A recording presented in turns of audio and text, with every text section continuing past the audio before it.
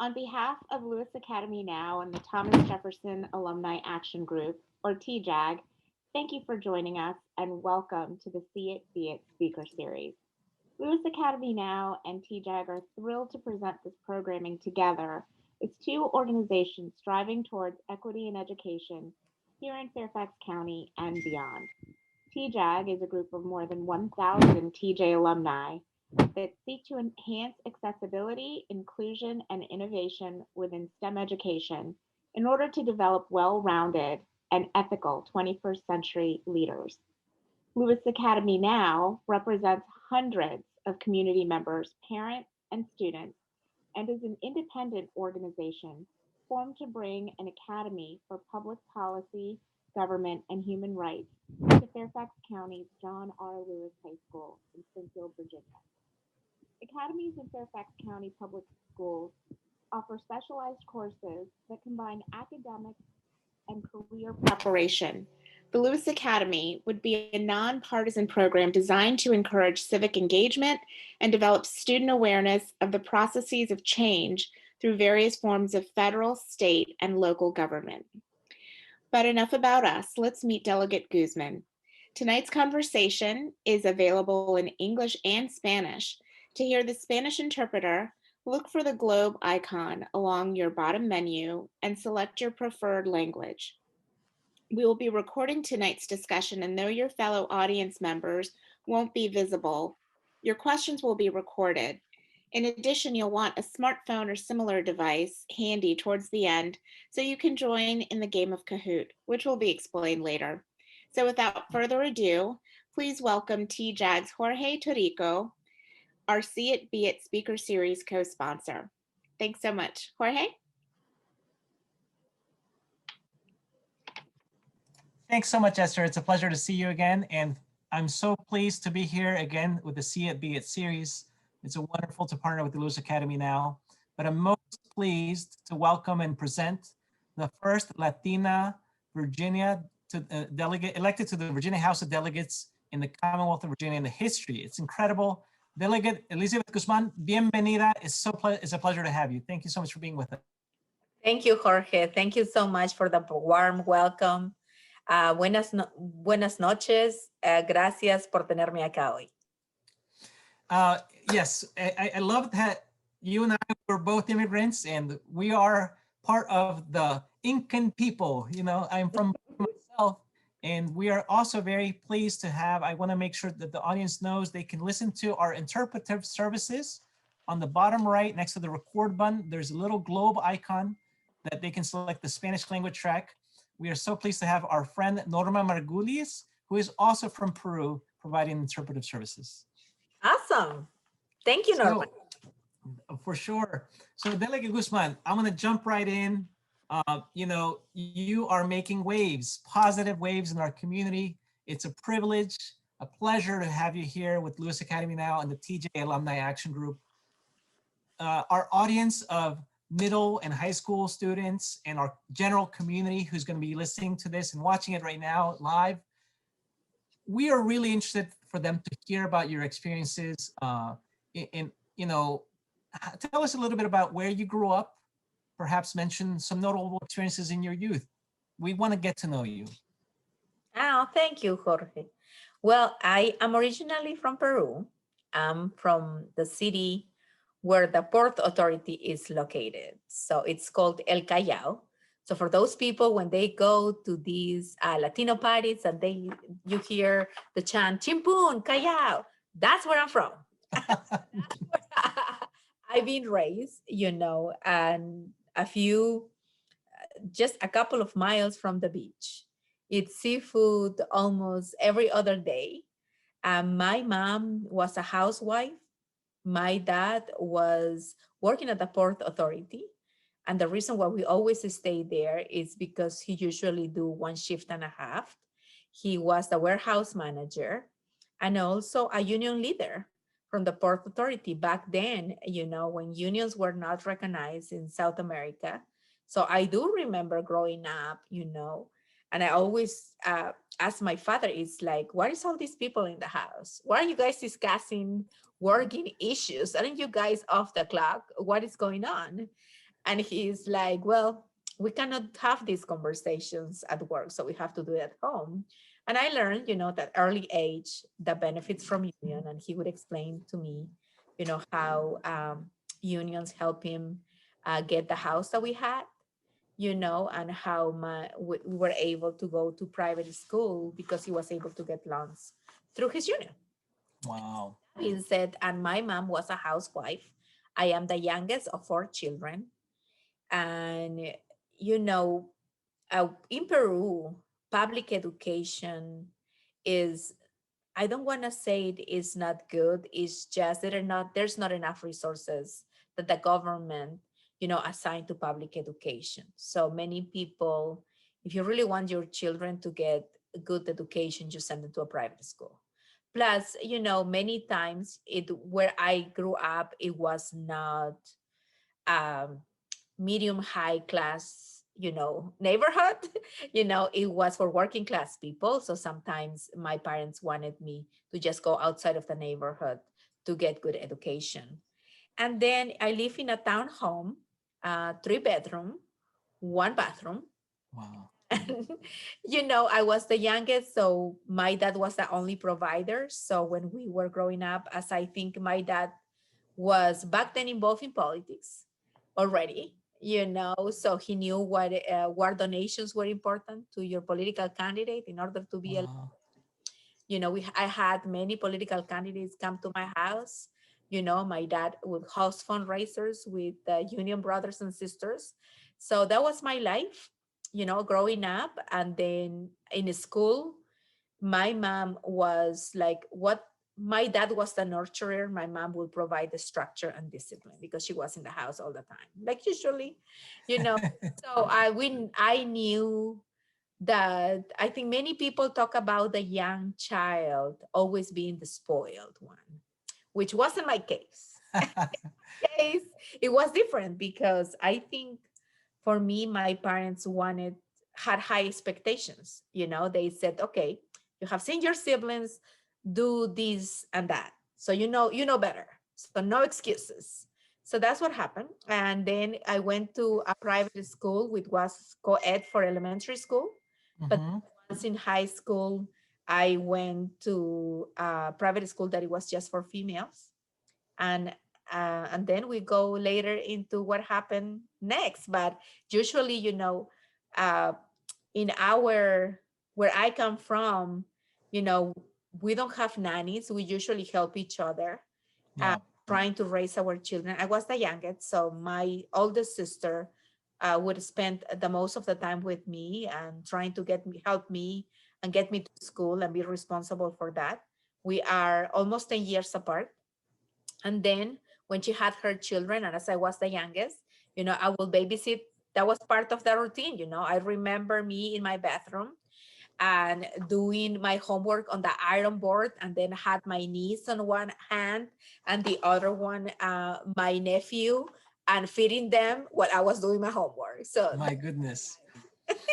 Well, it's so refreshing to hear about your experience growing up in Peru. It's similar to some of my experience growing up in Bolivia as well, and I'm really it's incredible to hear that your dad also provided you that example of his involvement to help other workers and not just be looking out for his own family's interests. That was incredible. When you were a student, you mentioned you went to private school. So as a student, what were some of your favorite activities? I know you were helping out with your family, and that's incredible. Like, did you have other things that you did, sports that you played, passions or subjects of study? And was there a clear idea in your mind already as to what you wanted to be? well, one thing that I remember is that I would never want to miss school because I was like the only child. My oldest we were almost 10 years apart.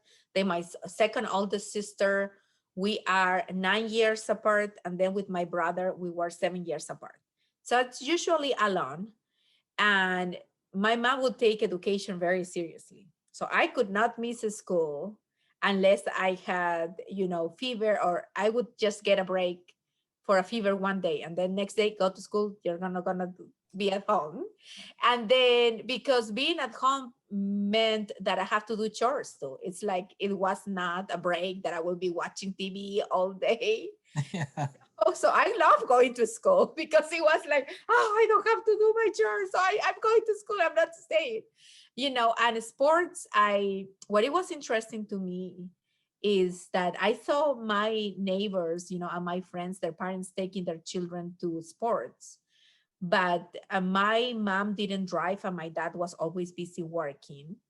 So I will go and ask my friends' parents to take me to the sports where their children were going, if they could take me as well.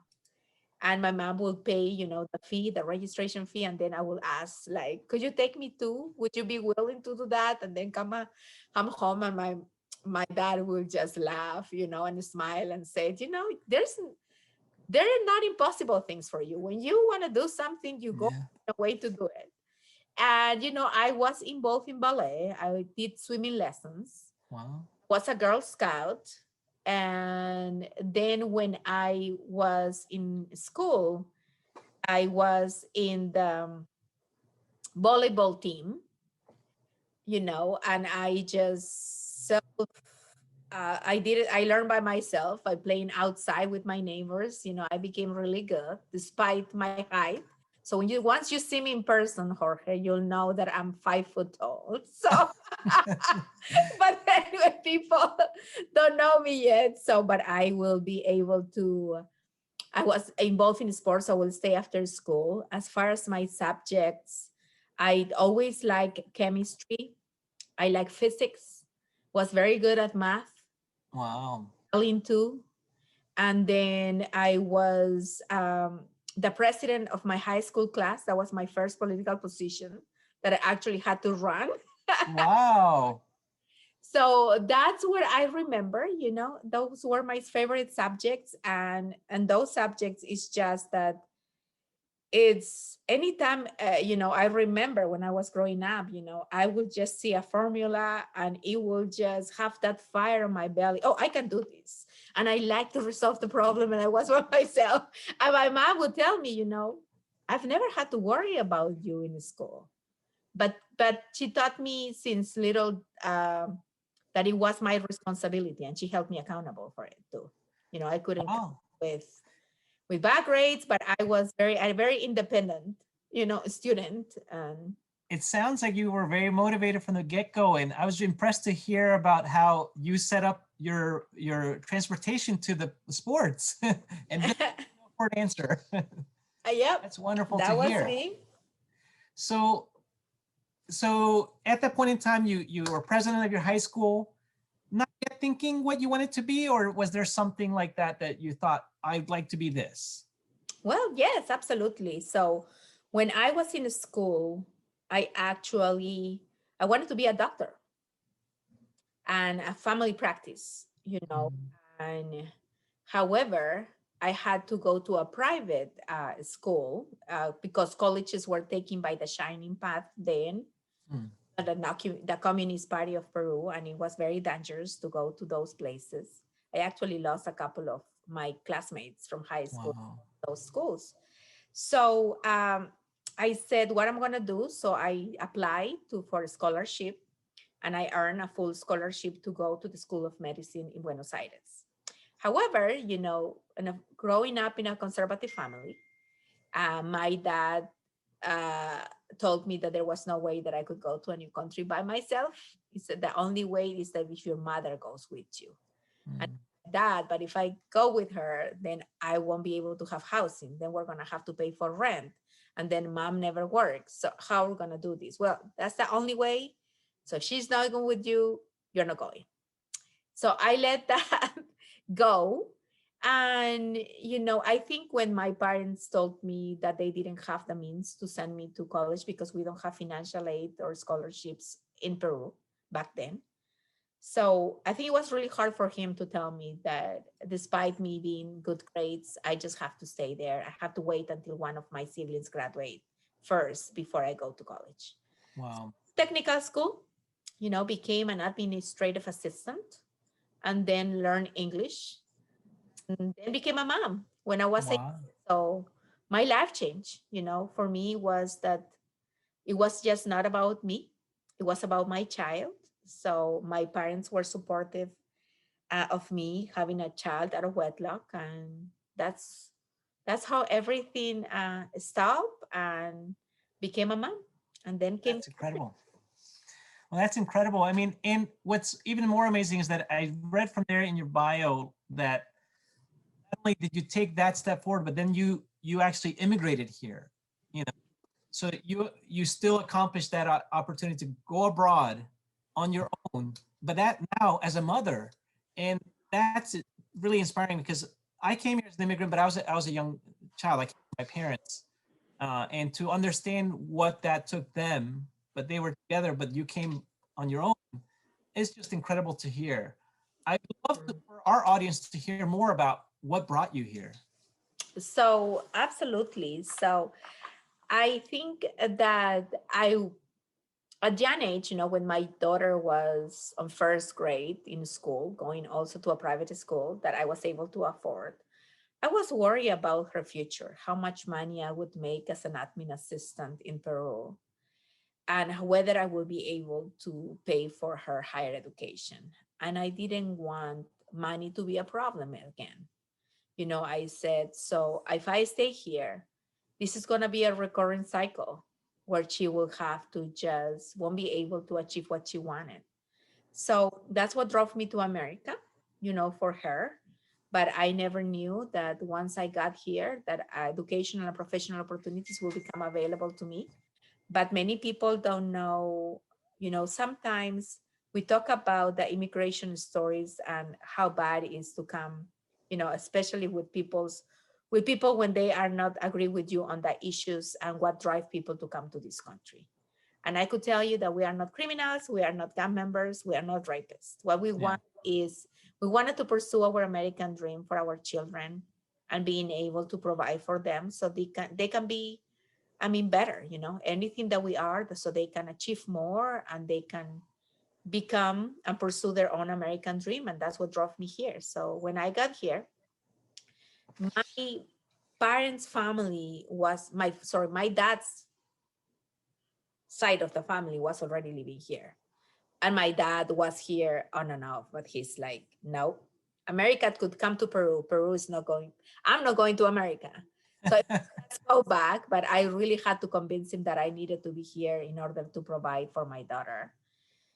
So I was here, and then at the beginning I had relatives, but as I was blessed to speak the language, so it was really easy for me to find a job. But then you realize that making a minimum wage back then, it was $4.75. Wow. In Northern Virginia was not enough. So like many immigrants, I had to sleep on a couch, with my daughter. And then doing one job, I said, I'm gonna rent my own apartment. And I'm like, silly me. I was so naive. Then when I did the application, it's like, no, you need to make more money. Then I got the second job. And then I learned that I needed 3 jobs in order to make afford a 1-bedroom apartment. My goodness. Yeah. As an immigrant myself, your words and experience, they ring really true. And I'm so thankful that you made the journey here. And most of all, that it's brought you to us. Once here, you overcame that. You were working 3 jobs, you got your own apartment. And then on top of that, it's just incredible to me.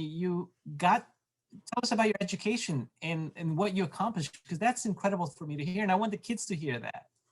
Absolutely. So when I got here, I had 3 jobs. And then I was working in a pharmacy, a 24-hour pharmacy. I worked the overnight shift. And there was this client, Steve, that would come every day at 4 in the morning. He used to work in Verizon. And he would talk to me, as I was the only person available at that time. And he was like, Elizabeth, you know English, you know Spanish. What are you doing here? You need to get yourself an office job. People will pay you more and you will have to work your office hours. You don't have to be here overnight. And I'm like, nah, there's no way, I just got here. And he's like, no, yes, I'm serious. You can get a job. Do you know about computers? And I'm like, yeah, that's what I have to do as an admin assistant. I do know, what it was available then. So he said, well, he came the next day with the Washington Post, back then in the newspaper, and highlighted all of the jobs that were available for bilingual receptionists or admin assistant. He said, you see, you can. Not on the phone, right? Not on the phone. No, in a newspaper. And he will highlight and circle. And then, I said, you have to type your resume and fax it. Back then you would fax your resume. So I said, but I don't have a computer. He's like, okay, write it out and I will type it myself and I will bring it to you. So he did, and then applied to 3 jobs, and I got 3 job interviews, and I landed in an office in a home health care agency where I started as a receptionist in Vienna, and then was promoted to office manager, from office manager to case manager, and then education was again a barrier for me. Mm-hmm. Owner of the company said, Elizabeth, as much as you are, very good employee, I am afraid to tell you that I cannot pay you more or promote you anymore because you need education. Mm-hmm. You didn't go to school. So my boss then drove me to Northern Virginia Community College. And I said, wait, I don't have money to pay for this. What do I do? So, back then, a credit hour in Northern Virginia Community College was $12. So what she did, she gave me a part-time job on the weekends as a home health care worker. And she said, but that money, it's gonna go to your tuition for Nova. So we're gonna pay you in a separate check, and that's gonna go at the end of the month, and you're gonna pay your tuition from there. So that's how I went to school, by having Wow. half job and then going on the evenings to Northern Virginia Community College and got my associate's degree. And then after that, once I got my associate's degree, I left that job and I went first to work for the school administration in Fairfax County Public Schools. And then after that, I went to the private sector where I was making more money. And then, I got married, and then I got complications of my pregnancy with my youngest child. And I was extremely bored at home. And my husband is like, he remembered my story about me going to School of Medicine. And he's like, you know what? You should go to school. And if you have to stay home, and I will cry every day, I already clean. What else I want to do here? I'm so bored. So I signed up to online school and I got my bachelor's degree. And to do that, I do get a school loan. And then after that, went back to the public sector, wanted to pursue a career in the public sector. So I said, you know what, let me just get more education. And I got my master's in public administration. And then I got my second master's, and now that's where I'm at today. That's incredible. What was that second master's in? The second master's is in social work, macro social work. It was a concentration on community organizing, a policy advocacy. And I actually, as a student, went to the General Assembly to lobby for bills and speak with representatives without knowing that one day I will be there, Wow, that's incredible. That's amazing. And I know how hard it is to do anything as a parent already working. So kudos to you to get 2 masters. Associates, college, bachelors, and everything else. That's incredible. So you graduated from college, and it's incredible because 65% of the U.S. population does not even have a bachelor's degree. And here you are, an immigrant, came to this country, worked hard, are already contributing, and you took it upon yourself to go that much further. So it's really amazing. How would you say you were able to overcome barriers that others might encounter? You mentioned financial barriers, knowledge, social capital, knowing where to apply, what to study, what is the market, and ultimately then going into public service as well, because public service itself, as a delegate, you it's a part-time job officially, but really it's a lot of full-time responsibilities. So tell us a little bit about how you've overcome all those barriers and how a young person could see themselves in a career of public service. So one thing that my dad taught me is that anything that is gonna be meaningful in life, it's going to require the sacrifice. Nothing is gonna be easy. Because if it's easy, that doesn't mean that it's that meaningful to you. So the reason why I was able to work full time and raise my children while going to school, I think it's because I have the support of my husband, and the support of my mother, who she lives with me, even though she thinks that I live with her. Latina moms. See, And I so and she said that so I went to school that way, and I used to get up early in the morning at probably I had two schedules, it depends. If I was not too tired, I will stay up to 2 in the morning to do my homework. oh my goodness. I will I'll put my children to bed, at 9:30, and then do schoolwork until 2. Or I could also go to bed early because I was tired, and then get up at 3:30 in the morning at 4 and do schoolwork before I go to work. And that's how I did it, So I did it while raising my children and working full time. So for me, it's like anyone could do it.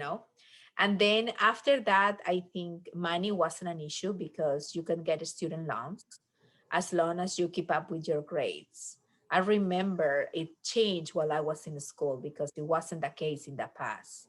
But I believe that for a bachelor's, you need to get a C average, and for a master's, you have to have a B average grade in order to continue to have loans. So I got scholarships as well, while I was applying to school, but that's how I did it.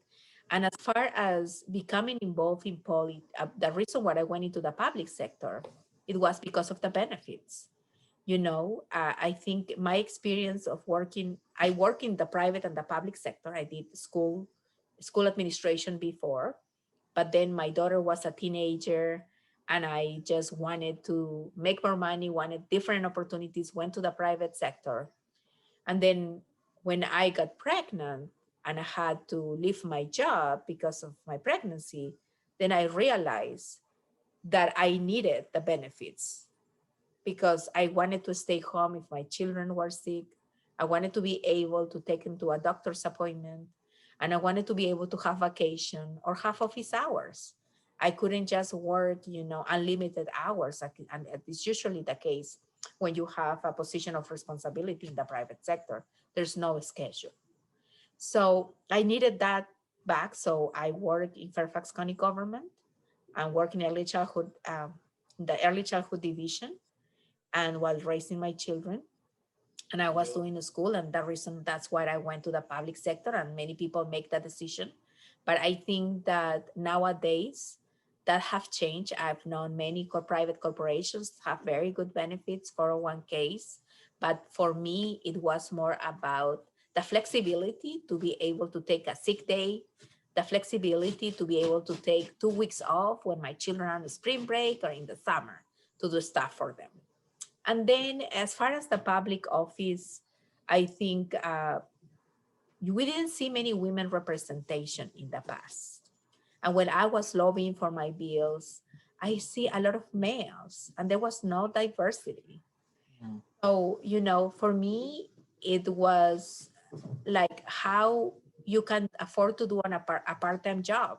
So what I'll do is that I take my vacation time when I go to the legislature, and so I can continue to have my full-time job because Wow. no one in Virginia could live with $80,000 a year. So I needed to have my full-time job. Plus, I love my legislative work, but at the same time, I have to pay my bills. So I had to continue to work full-time, and that's how I did it. Wow. Yeah, because to me, it's just astounding that you're balancing all of those things and you're continuing to give back so much. So now that I just wanted to touch on what was that 287G was one of the things that most propelled you, motivated you to public office, right? In advocacy. So I wanted to ask you a little bit about, again, how you felt about putting your voice to something like that, and what was 287G for the audience that might not know? Sure, it's an agreement in between law enforcement and ICE. It's so where ICE partnered with law enforcement and could actually pull out the immigration status of a person, and work with immigration to like incarcerate that person and then possibly being deported. But what Wow. happens is that not many people, how can you tell that Jorge or I are documented or undocumented? Yeah. You can't, So what happens is that, well, from their point of view, our last name back then wasn't American, so Yeah. it's the number one reason why they would profile you and said, you know what, let me pull you over and just see what you are doing. And I remember walking out of a McDonald's and my daughter was wanted to go back because she forgot to use the restroom. So I was driving, younger, my convertible, cell phone, and I have this police officer, come to me, and he's just getting so close, like, and he's like, "Were you drinking tonight?" And I'm like, "Excuse me, you know, I'm not driving. My car is parked." And it's like, "Yes, Coke. I'm just here of them walking out of the McDonald's." And so, and the reason was just because the person couldn't believe that someone who looked like me could afford the car that I was driving. Wow. Because it was, "Is this your car?" And I'm like, "Yes, sir, it's my car. Do you need to see the registration?" And, and then the next time my daughter came from school crying when she was in 7th grade in middle school, because 287G was implemented, and she saw that some of her classmates' parents were facing deportation, and she was afraid. Mm. Single, then, and she's like, "Does it mean that they are going to take you as well? So what's going to happen to me?" And I had to explain to her the differences between being documented and undocumented. And she understood. But it's how a child, a middle schooler, you know, when you explain that to them, it's like you start digesting, this, and you are like, "Oh, shoot, I'm not from here. Yeah. I was not born here." And then if something does not go well in school, then the first thing that comes to your mind is, "Oh, this teacher doesn't like me because I was not born here, or my Yeah. name is so and so." So now she's gonna turn 30 this year, and of course that is behind her.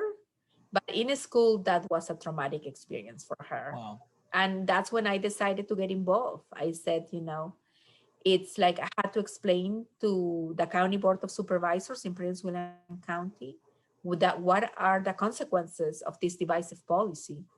Yeah. There were certain people that couldn't put up with it either. They felt uncomfortable. They didn't speak the language, and despite they had legal presence, Yeah. they didn't just like that. So many people left this county. So that's how I got involved.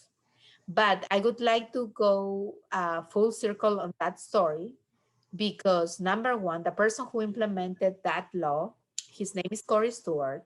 He lives in my district, and a Latina is his delegate. The second one is that now I serve, as of last year, I serve on the jail board, and I was able to get that law repealed last year in Prince William County. Well, that's The incredible. light at the end of the tunnel. Just don't give up, continue to organize, continue to talk to other people. And now Latinos are the largest minority in Prince William County. And we are excited, that they have chosen this county to form a family and raise their children. And they have you as a delegate, which is so incredible. Thank you so much. That's a lot here. And for me, I felt a lot because I myself was an immigrant, and I came with my parents as a kid. I didn't know what the situation was, but we were undocumented for some point. It took me a long time to get that normalized, and I had to defer my acceptance to UVA to get in-state tuition because only just now is it now available for people like me. I was a dreamer before there were dreamers. So everything that you've done, that whole path of service that you have laid out, to me, I'm really thankful for it. So thank you so much. Thank you. I want to kind of bring it back to the kids and ask you, what would you tell yourself, your 16, 17-year-old self, your 15-year-old self? So something that you've learned that you could tell yourself, what would you tell yourself? Well, I could say that back then, after I grew up in a conservative society, so I thought that after I had a child, that my dreams would stop, that it was impossible for me to continue to pursue higher education. So I think that if I have to go back, I said, why? I should have just continued, to do those two things, and I could have probably go to school at a younger age. But that was not, it's not part, it wasn't part of the norm there. It wasn't part of the culture. And I think those are the only things that I could remember as growing up, and maybe, trying to convince my parents, have a better communication system with them, and just use other examples and being resourceful as far as disagreeing with them. And I don't recommend that to children, but sometimes, my parents didn't go to college. I'm a first generation college graduate. So sometimes they don't understand exactly what it means to get a scholarship. And I could have just not be in debt and be a doctor today. Wow. But maybe I could have just connect my parents to the counselors, or just being able to do a visit with them to school so they could understand that it was possible. But I think those are the only couple of things. But what I remember, despite we had, my dad was the only provider, we may not have a lot of money, but we had a lot of love. That's what Wow. I remember. And what would you tell a teen now in the current environment? How can a teen make a difference? What can they do? I mean, as a high schooler, a middle schooler, what voice are they able to have? Well, I could say that as a middle schooler and high schooler, what I could tell you is that your grade matters, number one, so don't take anything for granted, because many times, when there's these good schools where they have good, very, very good scholarship opportunities, sometimes, everybody comes with a 4.0 GPA. So then what is it going to make the difference? The difference is going to make your grades in middle school. They will go farther, and look on your record and see. And then also I would tell them to get involved, and do activities. Community work is extremely important to get to college, and get scholarships as well, and could lift your profile once you decide to go to college. Of course, if you can do sports and you be good at it, then you don't need to get a school loan either, because it's going to be really hard that you're going to find 100% scholarship. It's available. I know a few people, that could get 100% scholarship, but sometimes that's not the case.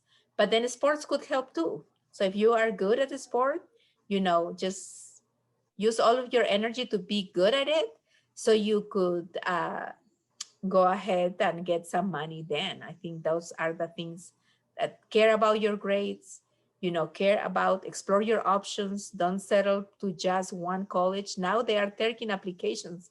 My son is in 8th grade, and he received an invitation to visit VCU. And I'm like, oh my gosh, already? Yeah, and it's like class of 2025. And I'm like, wow, it's just an 8th grade. So, take your time, visit your schools, take this opportunity when you get invitations to go to summer camps, to explore the schools, to explore careers. And my dad would say something, you know, you could be anything you want, but be the best. So do what you like, be what you want, but be the best. Wonderful. Well, thank you for those kind words. I'm gonna shift it right now to, we're gonna do our quick lightning round, just to ask you some questions. So I'm gonna say a couple options, and you just respond to which one, all right? Chocolate, vanilla, strawberry, or other. Strawberry. All right. Running, biking, walking, or swimming. Walking. Basketball, football, baseball, or soccer. Soccer. All right. And the last one, this is a really important one here. Ceviche, lomo saltado, papas a la huancaina, anticuchos de corazón, or rocotos rellenos. Ceviche. Wonderful. So now we're going to switch over to our Kahoot game, where we'll have a couple questions for the attendees to answer. And I'm going to share my screen right now. All right. Let's see here. And share this. Let me know if you can see it. And we're just going to give the attendees a little bit of time to log on. But thank you so much. And are there ways for young people to get involved with your office in particular, or issues that are significant in your delegate district? Absolutely. I think that there is an issue that we got unresolved this legislative session that I hope we can resolve it in the upcoming legislative session. So I would love to hear your experience during the admission process, you know, how you got to school. And if you can share your experience with us, because that's gonna provide us with an opportunity to make decisions as that this process needs to be revised. You know, that would be extremely important. So the email for my office is Dele Guzman, DELE Guzman at house.virginia.gov. I'll repeat it one more time. Is Dele, D as in David, ELE Guzman, Guzman, at house.virginia.gov. And my office number for the office, if you want to give us a call, it's 804-698-1031. 804-698-1031. So you can call us if you want to get in touch with us. And if you would like to come and visit us during session, we would love to have you. We are in session on January and February. Most of this upcoming session is going to be a 10-week session. So we'll be there since mid-January through the first week of March. Perfect. Thank you. All right. So we got to go on. We will, just due to time constraints, we'll just go ahead and start it up right now. Let me just hit start on this. And all right, so we got just 4 questions here for the audience. So this is the CFB Delegate Elizabeth Guzman. First question. What country did Delegate Guzman immigrate from? Is it from Peru? Is it from Mexico? Is it from Guatemala or El Salvador? And 3 of those have significant immigrant populations in our area.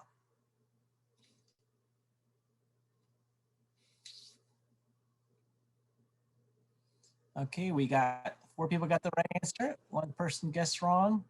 All right, next question. Let's see, here's the points. Spring Chicken jumping ahead. All right. Next question. Which types of jobs did Delegate Guzman work when she first immigrated? Was it teacher and retail, Uber driver and daycare provider, interpreter, social worker, fast food plus retail? And Delegate Guzman, you can tell us which one of these was the right one. Is it? Did they answer? Yeah, no, yeah, you can tell us, yeah, which one was it of those 4? Oh, it's fast food and retail. Oh, Reminds my mom also did. I also worked fast food and retail too. Wonderful. All right, so we got some right answers there. All right. My first job was at Boston Market. Wow, love the Mom chicken. started at It was Burger next King. door where I used to work. I used to be at Wendy's. Oh, really? Yeah, my mom worked at Wendy's too. How many degrees and courses of study does Delegate Guzman have? All right, so here we have a bachelor's and a master's, a bachelor's. Oh, wait, a bachelor's. Oh, I guess it must have erased one. It was supposed to say bachelor's and, all right, and an associate's, bachelor's, and 2 masters. All right, so we have, what is it, Delegate Guzman? I'll say the answer. Okay, it's associates, bachelor, and 2 masters. All right. And we got, that's incredible. Thank you. My wife has a master's herself. I do not, I only have a bachelor's, so kudos to you and the fact that you did it while working. Amazing. Thank you. And we have the final question here. When and what prompted Delegate Guzman into public service? So is it in 2006 getting involved in zoning meetings? Is it in 2006 being involved as a voting registration volunteer? Is it in 2006 for Law 287G deputizing local LEOs, law enforcement officers for immigration enforcement, or is 2006 education equity? So we have a couple different options here.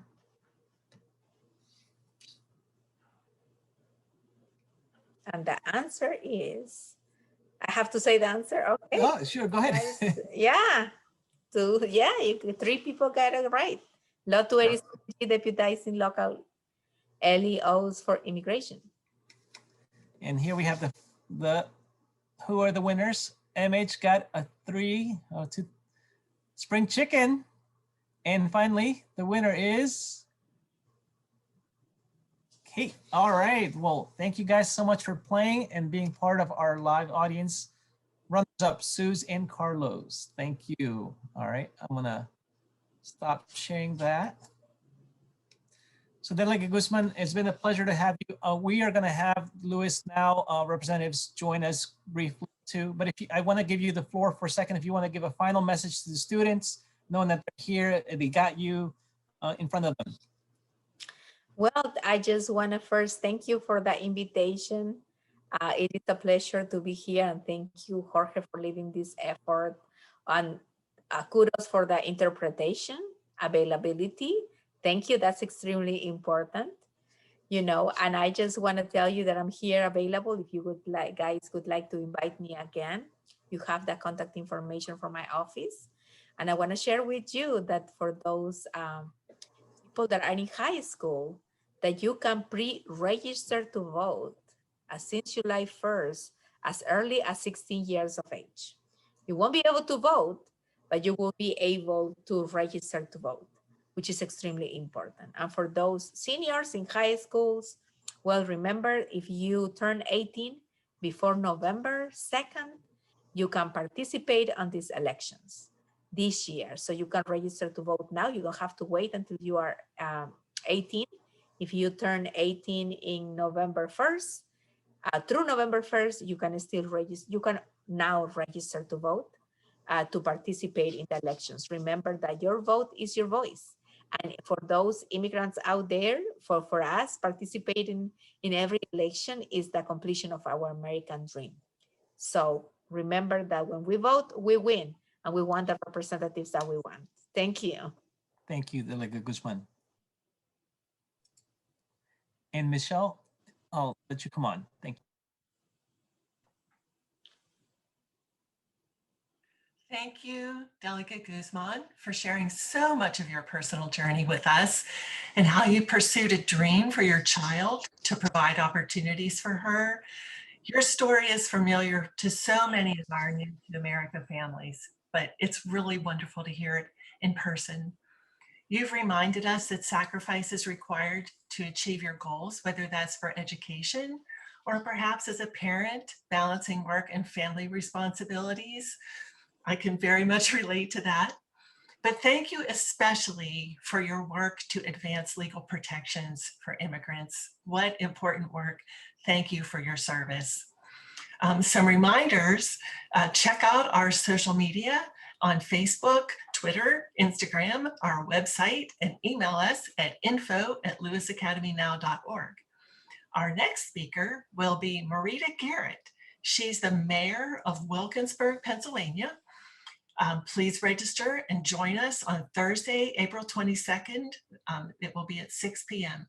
So until then, go in peace, be the best, and make good trouble. Thanks so much. Thank you. Thank you for having me.